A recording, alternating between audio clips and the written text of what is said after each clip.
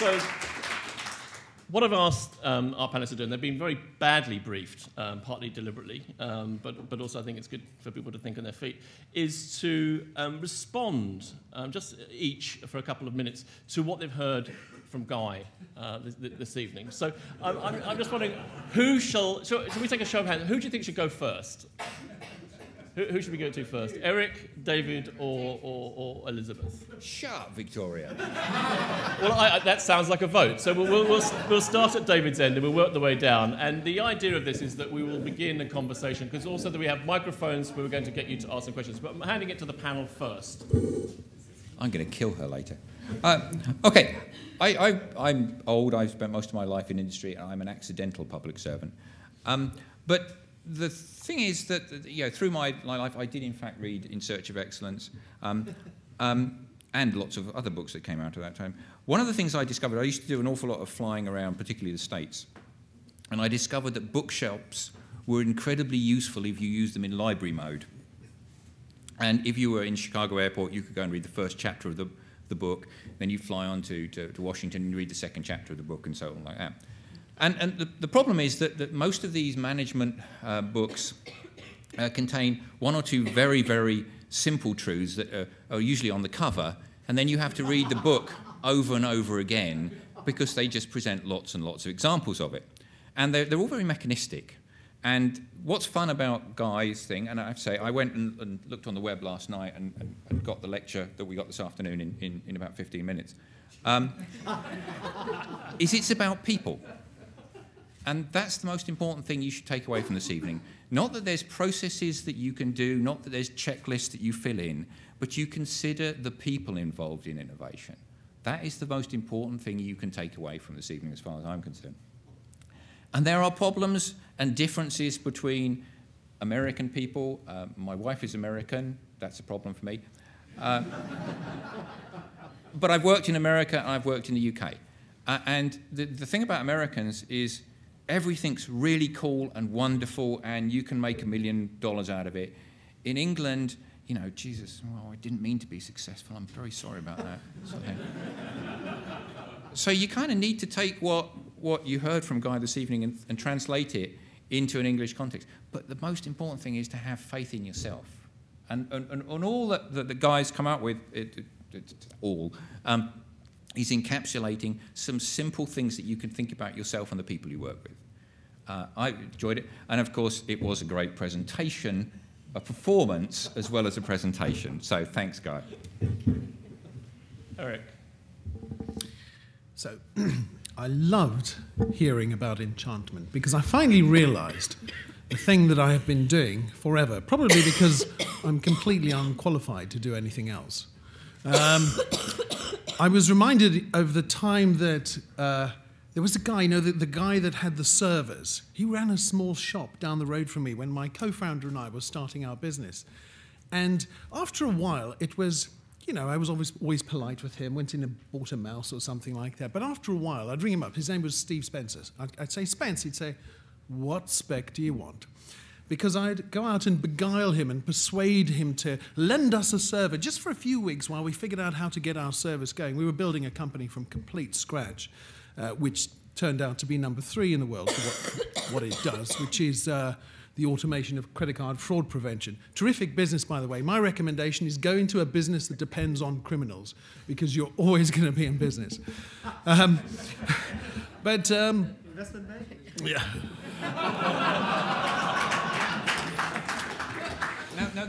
No, you might think that. Yes. You might think that. I couldn't possibly comment.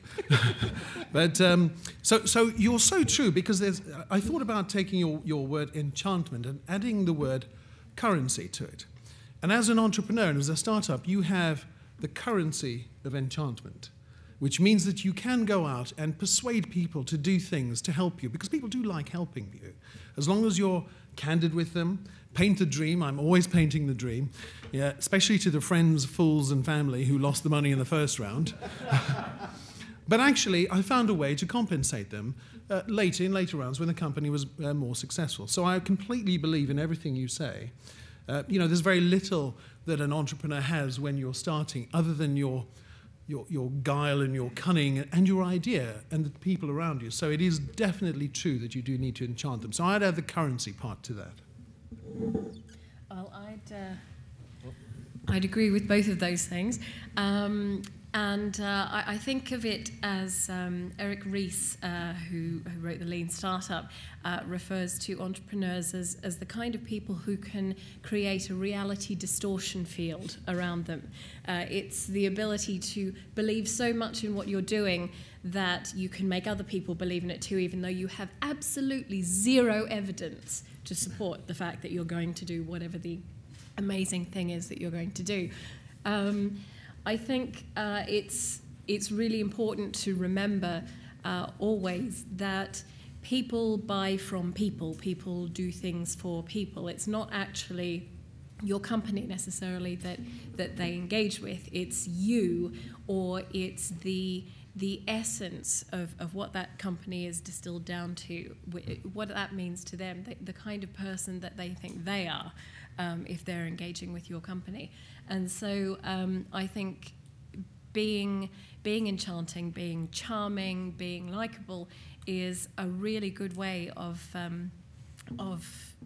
having people work with you, having people want to do things with you, whether that's doing something for you or if it's just doing something that's part of the movement that you're trying to push forward, whether that's as a company or as a community or something else. I think we should quit now. Good one, you're ahead, Guy. Get some more books. Get some more books. I think there's some interesting points there in terms of the issues of persuasion and enchantment and so on, and that leads you to the idea of, as an entrepreneur, when you're in the startup phase, at what point is having money coming in a good thing? Because in some ways it can be, maybe if it comes at the wrong time, it can be a bad thing. I mean, the number of things that you get. I was having a conversation with someone during the break. It's about the number of things that you get early on, persuading people to do a lot of things for very little. But then a slug of money comes in, and all of a sudden those people want to get paid and so on. I wonder, are you able to comment on that? Because I know there will be people here that are at that point of looking at startup funding. It's easy for me to say not to get money early. But if you're actually the person who's suffering, it's much harder. I will say that I think that too much money is worse than too little. Because too much money, you just lose touch with reality and you start believing. The line of reasoning is usually, the investors gave us this money. They didn't give it to us for us to sit on it. They gave it to us to invest. So we need to buy Herman Miller Aeron chairs because that'll make us more productive as programmers, and that's what the investors want. So that means you buy Herman Miller chairs, and then you hire a cook and a masseuse because we need to be motivated, and then we need to have an off-site at the Savoy, and pretty soon you're out of money and you're late. And I mean, it's just, today, if you're a tech entrepreneur,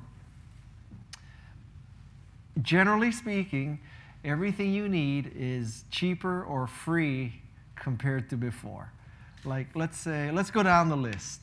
So you need marketing. Well, if you use Twitter and Facebook and blogs, well, marketing is pretty much free or cheap. You need infrastructure. So before you had to fill a room full of servers, and then you had to fill another room full of servers in case the first room had an earthquake. And so now you call up Rackspace in America, or you call up Amazon services in America, and you pay them $1,000, and you have 2 terabytes in the cloud. So infrastructure is free or cheap. You need people, and in a recession, people are free or cheap. Callous of me to say that, but it's true. You need commercial real estate, and commercial real estate anywhere in America anyway is much cheaper if you need commercial real estate at all, because you can work virtually. You may not need an office at all. Now, the last thing you need is tools, but with open source, MySQL, PHP, Drupal, whatever, tools are free. So basically, everything you need is free or cheap, so you don't need as much money as before. And I think, example in America of Y Combinator, where they give you $25,000 to start a company. that's only possible because the tools are free, the infrastructure is cheap, people are cheap, marketing is free or cheap. It's a good time. It's a good time. So, Elizabeth, Eric, and David, so before you came here this evening, you were at TechHub announcing a seed funding program. Would you like to comment on that and how that might relate to some of the points that Guy's talked about? Because he's talking about not having offices, having a smaller amount of money. How would that relate to what you announced? And there'll be people here that don't know what you announced this evening, so it might be worth it to clarify. What we announced this evening is what we call a launchpad process in the Technology Strategy Board. It starts with putting in a 2-minute video pitch, which is up for comment on the web for a couple of weeks once it's gone up. That then goes into a down select. Last time we had enough money for 20, we had over 550 videos, so it's kind of quite competitive. Goes down to about 20. Those 20 write in a paper-based business plan. Half of them will be successful. And the thing that we've done this time, which is a suggestion of the infamous Glenn Shoesmith, was rather than asking people to find the matching funds because of a whole bunch of European weird rules, we can only give you 50% of the money for these things. Instead of you come in with the money, it's we give you the 50% from the public sector and you have a year to go out and find the 50% from the private sector. And we had some hiccups because this is the first time we've done it, so we got a lot of really interesting questions, so we're going to have to go back and slightly rejig it before it opens on May the 6th. But it's basically trying to support the community that's grown up in London, basically. It's about people working together and support, you know, the more experienced companies supporting the earlier stage companies. One of the allowable expenses is going to be enough money to go stay for a year in TechHub or one of the other incubators that are growing up in the east of London. There'll be some sort of allowance for doing marketing if you need to do it. But it's small amounts of money. It's 100K. We can put, it's £1 million altogether. We can fund 10 companies, 100K a piece. You know, it's just to try and get them booted up a bit faster than they want. So, I mean, that was the idea. And it was kind of, Elizabeth and lately Eric have been involved in helping us make sure it's what the community wants rather than, you know, a bunch of public servants deciding what they should be giving. And I think that's quite important. Elizabeth has a great quote in the press release, by the way. Did I? Yeah. Okay. Good. You did write it. Yes. I don't remember back that far. It was 2 days ago. I think the Guy is completely right. You can do a lot more with less these days. Although I do find a lot of people saying it's better to have too little money than too much money and all that sort of thing. How many people do you know that had too much money? I mean, really, how many people are we talking about? Really lots? Compared to the number of people Thousands that start up? .com days. Yeah, but I mean, was it the amount of money that was the problem, or was it the people who were the problem? That's What's kind the of difference? Well, I don't know. I know what I'd do with more money, and I don't think I'd fritter it away on That's what massage everybody therapists says. and stuff. So basically, what you're saying is Money corrupts. Is money corrupts, Or which money. is another discussion. I think budgets expand to the amount that's available. I think one of the things we keep hearing is that if you don't have enough money, you spend all your time finding the next money and not enough time getting on with doing the business. And that's a problem. So there's a sort of optimum amount of money. And, you know, it's different. I mean, in the sort of the digital media area, you can get away with a very small amount of money. If you're trying to set up a new healthcare system, it's actually a lot more expensive. So, you know, different sectors require different amounts of funding, and they work on different timescales. Okay, let's open this up to the people sitting here. Now, just some little ground rules. When you get the microphone, please stand up, let us know who you are, and then ask your question briefly. Try not to use the microphone as an opportunity to make a long comment or presentation. It would be much appreciated if you just ask the question. So, who's up first? Submit the video idea. Okay, gentleman over there, and then the gentleman here. Evening, my name's Adit. Just building off of the topic of too much money versus too little money, when you're starting an online business, you have a budget that you've managed to gather some money together, and you're going to work within those constraints. To what extent should you, in your experiences, be focusing on, if it's an online business where you're not really having a product, but it's more of a service, to what extent are you focused on the website versus marketing versus other aspects of your business plan? I mean, where should your focus be? Where should it be primarily on web design, on creating a user interface that's really, really easy to use and fun, and consumers can really like that? So is that 90% of your time? And then when that's built, it's like 10% marketing, then or whatever the balance shifts after that. Okay, so the question about focus. We're going to take the second question here, then try and do them both at the same time, so we'll combine them. Hi, my name's Chris Terry. It's a question specifically for Guy, but other members of the panel can answer as well. Can you give us an insight into how companies get funding in America compared to the model that David just described there? Okay, so we have a question about focus, where you should focus your attentions, and also some insights about the differences between funding in the US versus the UK. Eric. Love this question about focus. So it isn't the website. It isn't your marketing. It isn't any of that. The only thing that really matters is, can you persuade somebody to pay you for what you do? That's the thing. Focus on the customer. That's the only thing that really matters. It might be the website is the way there, but once you've got somebody you persuaded somebody to pay you for the problem that you solve for them, then you're pointing in the right direction. Anyone else have a comment on the focus? I don't think I can say anything better than that. We're going to elect Eric spokesman in future for everything because he's really good at it. So differences between the US model and the UK model in terms of investment. I mean, I've been through the investment route here a few times. I've often thought I'd be better off in Silicon Valley. I don't know whether that's true. Perhaps you could draw some. We were talking about it a little bit this morning. So. Well, first of all, to say that I'm omniscient would be an overstatement. Secondly, there are many models, so it's very difficult to categorize all of funding in the US. But let me give you two models, okay? So one model is the Y Combinator model, which is unknown entrepreneur in an unknown market with unknown technology convinces Paul Graham that it's worth a $25,000 bet. I happen to love this model because it seems to me that if you look at the great tech successes, they were unknown teams with unknown markets with unknown technology. So, and I would describe that as Google, Apple, Cisco, Yahoo.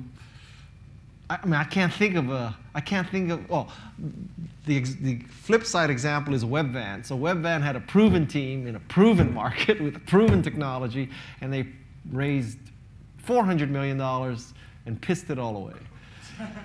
That leads me to the too much money is worse than too little. So that's the Paul Graham Y Combinator is one model. The other side of the model is, I think Silicon Valley is in a bubble now. One evidence of which is this company called Color raised $41 million for a mobile app that doesn't exist yet, that enables you to share pictures with the people around you. Wow. I would have loved to sat in on that pitch.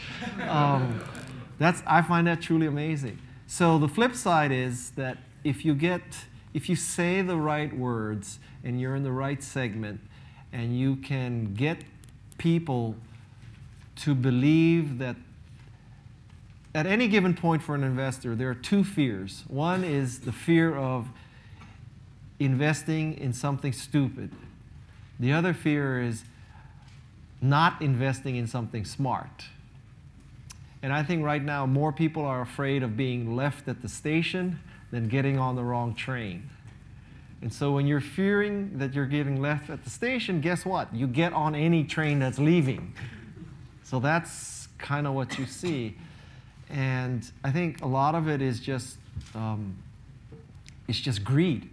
It's that, and you know, if you think about it in the US anyway, the venture capital model is flawed because the way it works is you get 2.5% of the size of your fund as management fees. Management fees equals, you can be an idiot and show up to work and you get a piece of the 2.5%. That's translating that to you, what management fee is. So just for showing up, you can get 2.5%. There are people who just show up who make $500,000. If they screw up, they still make $500,000. So there's something, and now the other part of that is, so you could just show up, you can screw up, you can still make $500,000. And even if you lose tens of millions of dollars, it's not your money. It's a pension funds or an insurance fund, or it's something else. So who wouldn't want a job where your base salary is $500,000, you can screw up and you still make $500,000, and even if you screw up, you're not losing your own money, so it doesn't really matter.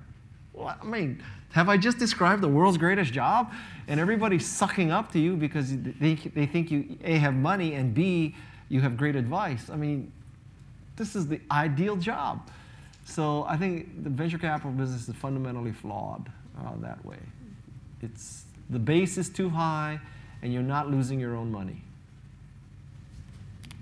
Eric, do you want to come in on this? You're someone that's been spectacularly successful at raising money in the UK, so you have a direct experience of that. How's the UK system bearing up? Is it flawed? It could be better. It really could do better. So the thing that I'd like to say is that it's partially entrepreneurs' fault. I know this is a slightly challenging thing to say, but we allow ourselves as entrepreneurs to be somewhat manipulated by the wisdom of the investor. Now that may seem a strange thing to say, and of course they're very wise and they're very omnipresent. I mean, Guy's organization is the 5th most influential investor in the US, right? Something like that. You've been voted. No. Yeah, I'm telling you, it's not true. They may have been voted that way. We are not. Okay. So nonetheless, there are those that regard your ideas and philosophy well. Otherwise, you wouldn't write books. Come on. So also flawed reasoning, but okay. Okay. So my idea about this is that in Europe we have this two things. One is that we're rather more humble and modest. We don't celebrate our success as well as we should do, because that would create more heroes that would go out and do things like the PayPal story. PayPal created hundreds. They spread a lot of the wealth amongst the senior management. Even the junior management, middle management in that firm, have all become the next generation of investors in Silicon Valley, and that's a terrific story. The PayPal mafia, some people call it. So we'd like to see more of that. But back to the problem with the entrepreneurs is we don't ask for enough money often. I think that it's true. Reid Hoffman says, fail often and fail fast, and iterate. But in order to do that, you've got to raise enough money to do that. So I really like what's happened here, because with the funding here, you can get to a proof of concept that a customer will pay something for, and that's exactly the point. But then when you've done that bit, and that's the bit that's missing in the UK, I have to say that is the hardest bit to do in the UK, but when you've done that, the tendency amongst European venture capital is to give you little bits, to drip feed you. There's two reasons for this, in my opinion. One is to crank the valuation when you're just running out of money, and the other one is so that you don't want to blow all the money, so that you'll remain humble about your spending. But if you don't have enough money to make mistakes and correct them and iterate as you're on the path, then I call it enough money to fail as opposed to enough money to succeed. Some more questions from the audience, please. Pascal over here, and this gentleman here. If you could stand up, introduce yourself, and ask a question. Crazy, you walk past. Thank you.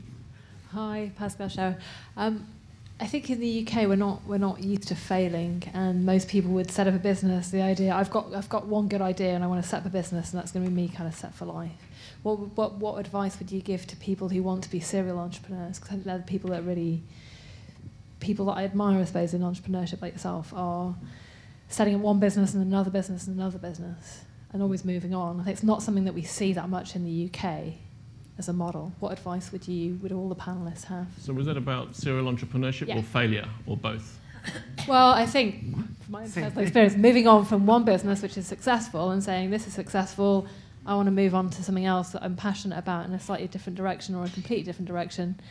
When should I jump? How should I jump? What's the best way of making that transition, I suppose? Okay. And gentlemen. Ashley Polak. I don't know if I was lucky or not, but recently I went to a marketing psychology research talk that was full of marketing directors and me in a purple shirt, and they cited Apple and Harley Davidson, and kind of related to your enchantment thing. They were saying that the niche, this category that can be enchanted by a product, isn't what you should be aiming at, it's the mass, and that there's a bit of a misconception about that, which I don't agree with, but everyone in the room was in huge agreement because they all worked for FMCGs and they could apply that thinking. But just wondered if you had a thought on mass versus niche in regards to enchantment. So we have a discussion about serial entrepreneurship, where you jump next. I'd like to add the bit about failure in there as well, what we can learn from failure, because I personally do think that's something that we're particularly scared of in the UK community. We don't like to admit it, but it's where we get our powerful learning. And also the challenge in terms of enchantment or not for the gentleman here. So who would like to go first with this? Elizabeth, you're chomping at the bit. Well, I think that there's two things about what you were saying, Pascal. One is exactly as Graham said. There's this fear of failure, but it's not just among entrepreneurs. I think it's also among investors. They don't actually want to hear about whether you failed. They want to hear that you were amazing, that you did this, that it was fantastic, that every idea you've had has been the best thing in the world. And I think that we need to get better in the UK at embracing failure, and it's something that we're trying to address at TechHub with our Fail Camp event that's coming up, which should be interesting, where everyone can get together and talk about how they seriously messed up and how that's okay. But also, I think we have difficulty with letting go of things. I think this whole iterative idea that Eric was talking about is that you try something, it doesn't quite work out, shove it, onto the next thing. And I think that that's also tied up with the serial entrepreneur thing. I think people get so invested in their baby, their businesses, their be all and end all. And I think that that's dangerous. One, because it means you don't move and change with your business because it needs to be the idea that you always thought it was, but also that you don't know when it's time for you to let go and hand over the reins to someone else, or say, you know what, this has been good, but it's not the next big thing. I need to, cut and start something else. I think that's the difficulty people identify with their businesses so much. David? Can I just continue that thing? Because, we see businesses, one of the great things about my role is I get to see lots and lots of business ideas. And a lot of people have the answer that they think people should buy. And they go on, and those are the people that go on selling the same answer regardless of all contraindications. The people who succeed are the ones who've identified a problem that people will pay for. It's back to Eric's point about it's really nice getting investment, but money from customers is the most valuable form of money you can have, because you can do what the hell you like with it. It's yours. You've just earned it. So if you're trying to solve a problem and you can't solve it, you've failed and you move on. One of the years and years ago, the company I worked for paid for me to go to a technology management conference in Santa Monica. How cool is that? And one of the presentations was about restaurants in Los Angeles. And this was like 20 years ago. 96% of restaurants set up in the Los Angeles area fail the first time out. But most people who want to run a restaurant start up another one. 37% fail the second time out. 6% fail the third time out. It works incredibly well as a learning. But if it's not obvious that you failed, you don't stop and start again. If you're pushing an answer that doesn't have an audience, you keep going back to it and you don't have the indication that you failed, so you don't know about it. So you really need to recognize when it's not working and quit and move on, to Elizabeth's point. But then if you have too much money, you go with Eric's plan. If you have so much money, you can fail 3 times. You might not know you failed 3 times. You should fail once at everything, just because it's fun. I think the lesson in failing is far greater than just succeeding. You know, you will learn so much more by failing than simply continuously being succeeding. However, there is something, the X factor. Somebody from Harvard asked me that. He said, if we're going to run a course, what should it be on? And I said, luck. Because you've got to be lucky. And it's so true, isn't it? You know, how do some people have luck and others? Can I just give you a tip? One way to improve your luck. And this goes to something that the TSB are doing. And it was so much the case in my company. I mean, we struggled for years, my co-founder and I. Oh, gosh, it was so hard to get that first chunk of money. It was years. It really was a long time. And then, after securing a small amount of investment, I was introduced by my investor to a non-executive director, somebody who was experienced in business and would stand alongside me and kind of help out. He was just introduced to help out. That was the turning point in my business. An experienced non-executive director had sold his business in Silicon Valley. He was an expat, so he was happy to come and help me out. Gosh, what a change. So I had the privilege of standing alongside this really experienced guy in all these cool meetings, learning about what to do and how to do it and how to look him straight in the eye and say a number and make it big and all that sort of good stuff. But he became my chief executive in the end. And so it's a terrific example of how you can improve your luck by bringing on board somebody with that kind of experience, real talent, because then you're perceived far greater by your investors, by your customers, by your partners, and you will learn so much faster, so your luck will definitely improve. So there's an interesting idea about mentoring and professional wraparound. I know from my own experience of starting businesses and raising money and so on that there seems to be an absence. It's back to the comparison with the UK thing, although I don't have direct experience of the US, of a lack of professional wraparound in not just mentoring but also the whole aspect. And I found myself being in a situation where I've gone from having an innovative idea to then being, post-investment, being expected to be a lawyer and an accountant and actually do all the things that I'm not very good at, as opposed to what they actually invested in. I mean, is that an area? I mean, you've effectively talked about mentoring. You know, is that something that we should see happen in the UK VC field? More of that? Where would we get it from? Would it come from a big consulting agency like a McKinsey, or would it come from? I mean, there's a reason why I said that, by the way. Okay. So I think that entrepreneurs should turn on their enchantment gene and go out and persuade great lawyers and accountants to come and help them in exchange for equity or in exchange for a payment if you succeed, because you truly could become those very successful companies. And a lot of those, I mean, I definitely, you know, one of my first investors was my lawyer. Can you imagine that? Getting money from a lawyer? Cool. That's unheard of. Did you have any evidence on him? No, it's just genius. It really was. So it is very important to persuade people to help you. And that's the wraparound. And surround yourself with that. But be very candid with people. So, look, I really don't know how successful we will be. You don't say, if I'm going to succeed. So I don't know how successful I'm going to be. It might just be average or mediocre, that kind of positioning. But I'm prepared to give you a stake in the company as long as it's, you know, correctly done and legal, or, you know, do the work for me on contingent so that if we are successful in raising, we'll pay you X as long as it's reasonable. So that's the professional wraparound you can do. I mean, Guy, I want to ask you a question. May I, out of the people that you've seen come to you for investment, tell us some stories about one or two that have enchanted you to part with your money. Oh, well, first of all, in a rare moment of Guy Kawasaki humility, let me tell you that I am hardly proven as a venture capitalist because I haven't funded a Google or a Yahoo or a Cisco or an Apple. So you might not want to hear my advice. But the more I am in venture capital, the more I'm convinced that other than Kleiner Perkins and Sequoia, the single biggest factor I can see in success in venture capital is luck. Absolutely. It is, because I'll give you some examples. So you pretend you fantasize about being a VC. Okay, here's your chance.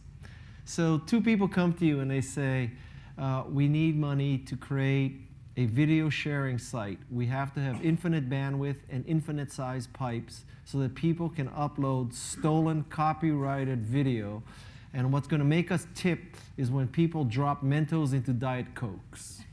Okay? How many of you would fund at YouTube? You're all losers. Okay.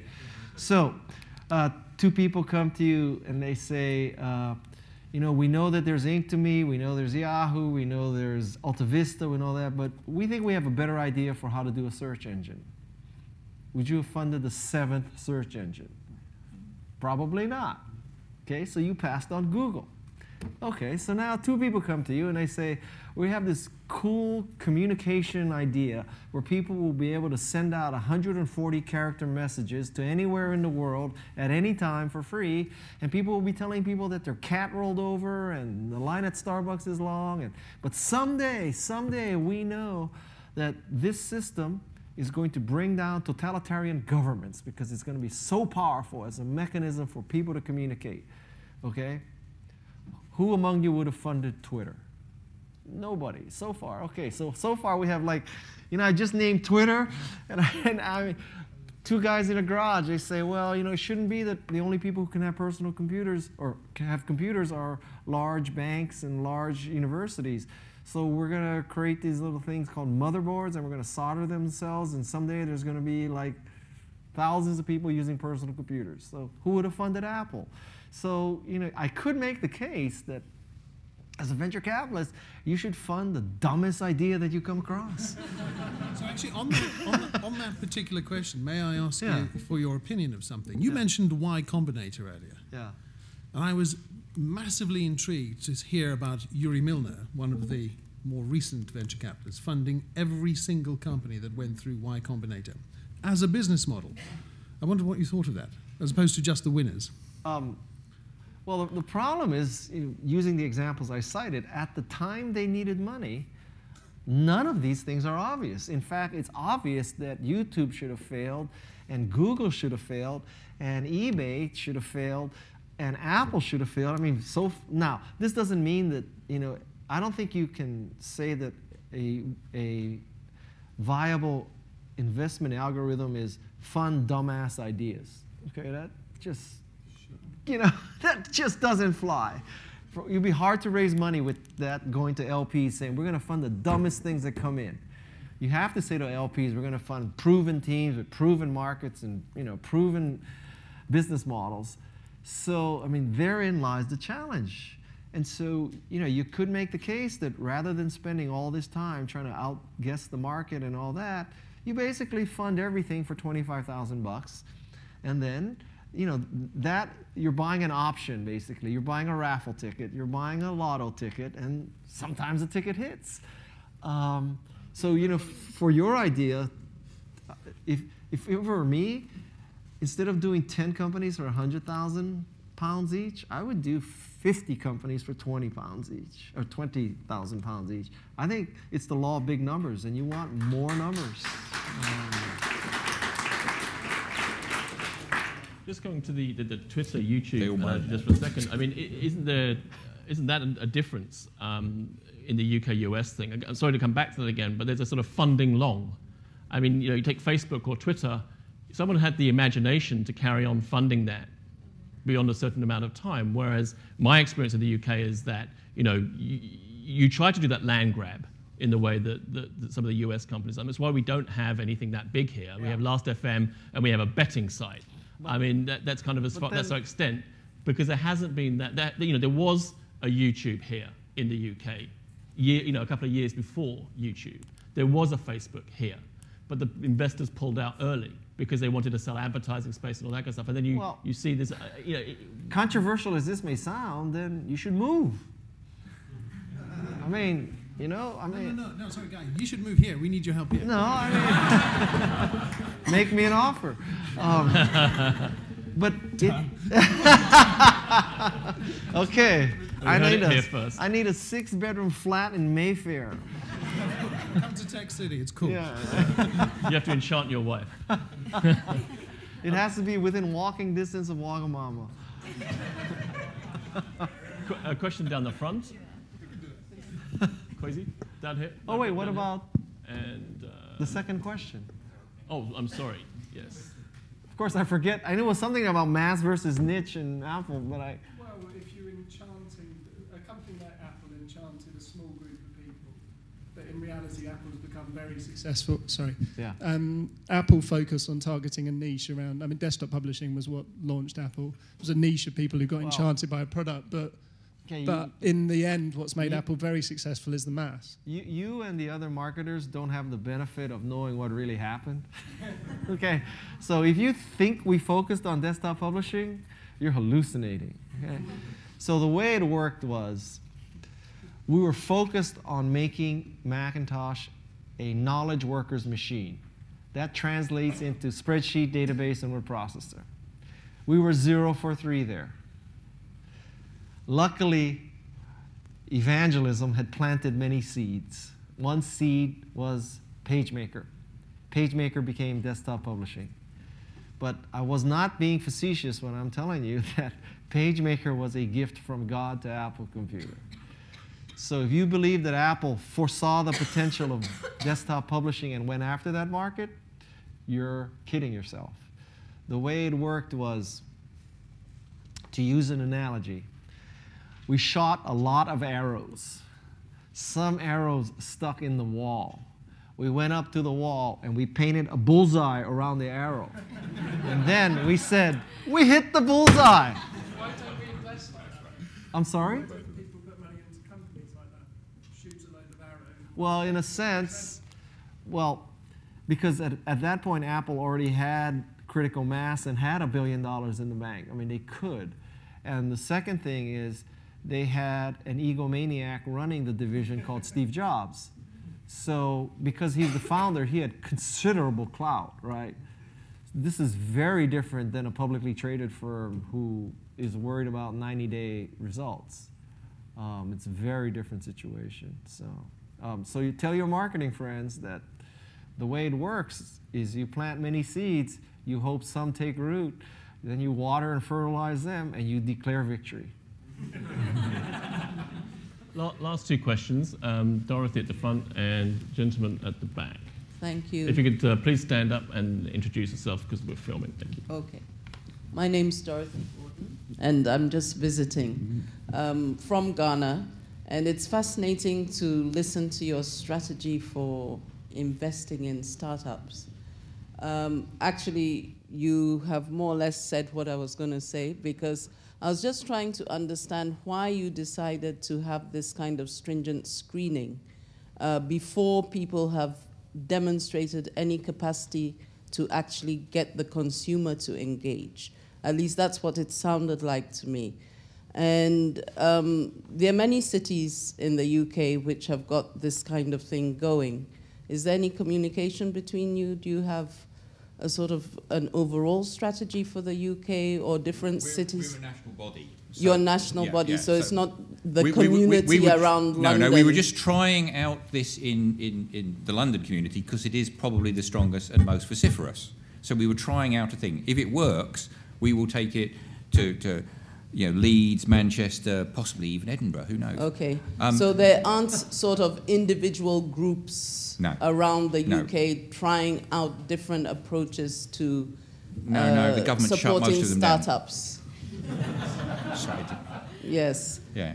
Because it's a little bit extraordinary, because he's talking about privately funded models, and you're talking about a publicly funded model. Yeah, but let's with 50% coming from private equity. Get this into perspective. The turnover of the UK is about £1.2 trillion a year. The government spends, $200 billion a year buying stuff. Yeah. Private industry invests £22.5 billion a year in R&D in things that would recognise as things. And the government has put aside £300 million worth of taxpayers' money to try and bootstrap the innovation in British industry. So it's very inadequate. Small. Yeah, but I would say that, wouldn't I? The point about the process we're doing, that's just 1 million out of the 300 million we've got. We have a whole different sort of forms of focus on short projects, different sectors of activity, be it bioscience or digital, whatever. So we try and understand what the needs of the community are and fit the process we use to apportion the money, which is never enough.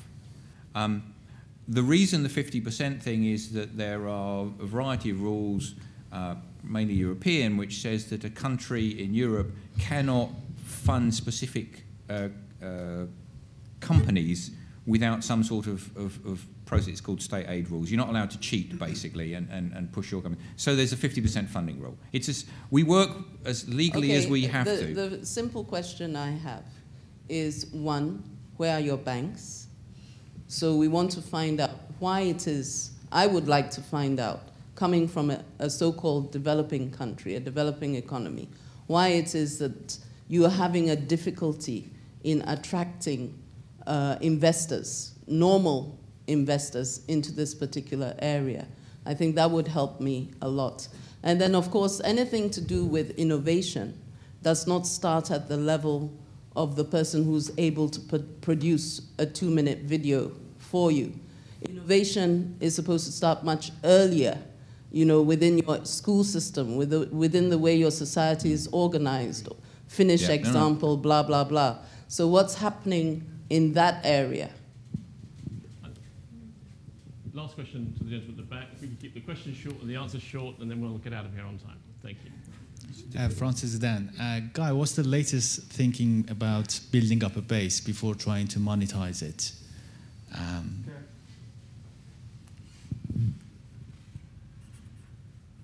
Oh, you want me to answer? Oh, no, I thought we were going to do the first question first. So we handled the first question because you asked? No, you answer the second question. We need to think. Okay. No, that first question still. How much time do you need? What time are we finishing? Well, 10 minutes ago. We're going to call it in 5 minutes. So. Okay, so in America, I don't know about here, you can show up to a VC and get funding with either of two conditions. Condition number one is you bootstrapped, you got money from friends, fools, and family. You are now close to break even, and lo and behold, one day you put a button on your website that said, click here if you'd like to advertise. And you thought, oh, let's just put the button, see what happens. The next day you had 500 inquiries. And so now it's you and your partner, and you have 500 inquiries, so you need to raise funds because you really need to staff up. You need to be able to handle those things and, you know, close those deals and all that. So you need money for that. So this is the good news. The good spin is 2 guys in a garage, 2 gals in a garage, living on soy sauce and noodles. They come to a sort of break-even period, and now it's a great story because this company could take off because it's proven itself. So that's plan A. Plan B is you show up and you say, we're 2 guys in a garage. We created this site, and now 10,000 people are signing up every day. And so we have no cash flow. We don't know what to do. We're not close to break even. In fact, we have no income coming in whatsoever. But 10,000 people are signing up every day. That is also fundable. So what you need to show is that you bootstrapped and you're now breaking even, you need to go to the next level. Or you show that so many people are joining this freaking service that you don't know what's going to happen. And, you know, worked for Twitter, worked for Facebook, why can't it work for us? So just present either of those 2 things, and you probably get funded. What most companies do is they show up and they say, well, we hardly have anybody paying us, and we don't even have anybody signing up. That's not fundable. Okay? But that's what most people show up with. It's neither something, they can't give it away, nor can they sell it to a few number of people. And that's the kiss of death. And that's what most people show up with. Can I go back to the 2 hanging questions? The first is, I don't believe that people grow up in the UK or any other country any less innovative than any other country. I think we have an education system that kind of trounces it out of us. And there's a whole bunch of questions in there that is the reason I know Graham in the first place that we're trying to address. The second one is your point about the 2-minute video. And the 2-minute video is interesting. It costs not a lot to produce, but actually it does 2 things. It shows the personality of the person behind the project, and it shows their ability to explain and communicate why their idea is better than somebody else's idea. And that's the passion that keeps people going. So if Well, having seen 550 of the bloody things last year, I can seriously attest to the fact that it's blindingly obvious who are good, and it's equally blindingly obvious why people are not very good. So, I got to tell you, I think the barriers to producing a 2-minute video are zero. I mean, basically any phone can do it, right? At this point, and I think that it's. A 2-minute video is arguably much more communicative than a 20-slide PowerPoint 1-hour presentation. I do believe that. I make one suggestion, though. I think that a 2-minute audio with no video would be even more interesting. Because I think the downside of video is that attractive, skinny, white people might have an advantage. And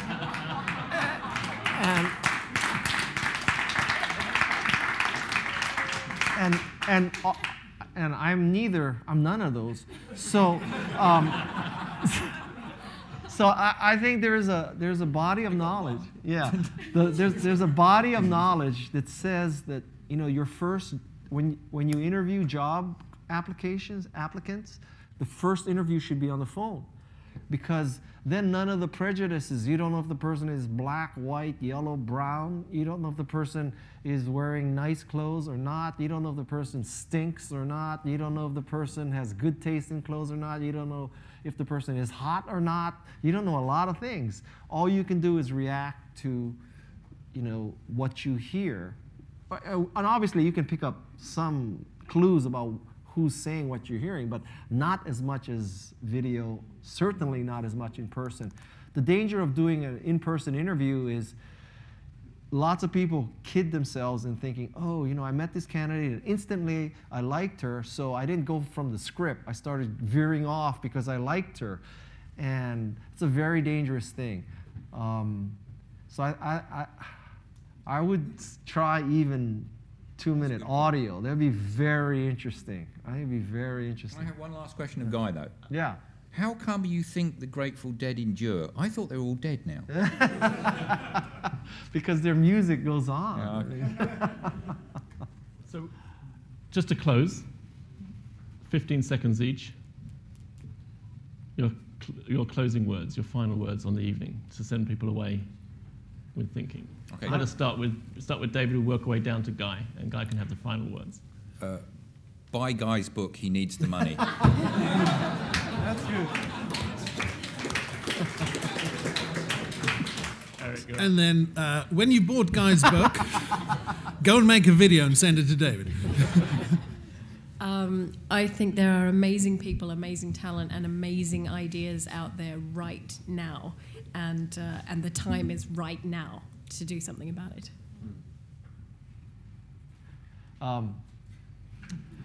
Jeez.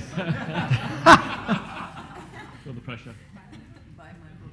Yeah, well, you should buy my book. But you should buy my book. No, I take it back. You should read my book. I don't care how you get it, but you should read my book. It truly will help you enchant people and change the world. Well, on that note.